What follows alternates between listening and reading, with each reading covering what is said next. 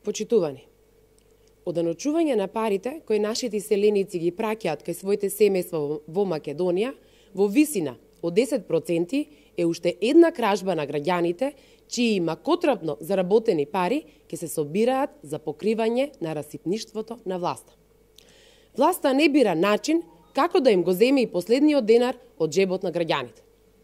Со новите законски измени во Законот за вршење на услуги за брз трансфер на пари, власта предвидува оданочување на парите кои од странство се праќаат во Република Македонија со данок на доход во висина од 10%.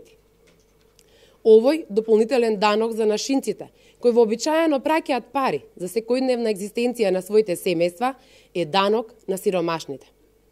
Законските измени се во спротивност со европските регулативи и светските практики, со што Република Македонија ќе стане прва држава во светот која ќе ги оданочува трансферите преку системот за брз трансфер на пари.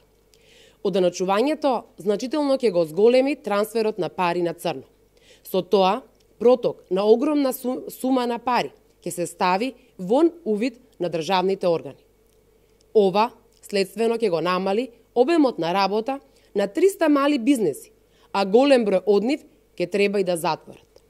Тоа се над 600 семејства на кои ќе им бидат загрозени основните приходи.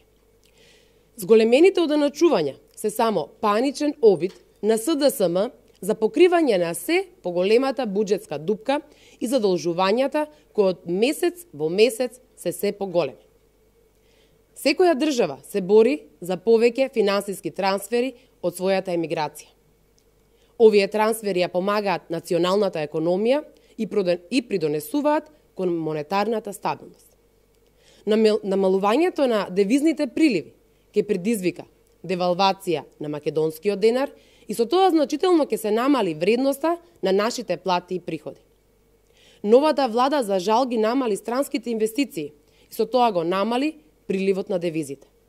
Ако ги намали и девизните трансфери од диаспората, нас не очекува монетарен дисбаланс и намалување на вредноста на денарот. Сите увозни продукти ќе поскапат дополнително. Нафтата ќе има уште повисока цена, а со тоа и сите други производи. Благодарам на вниманието.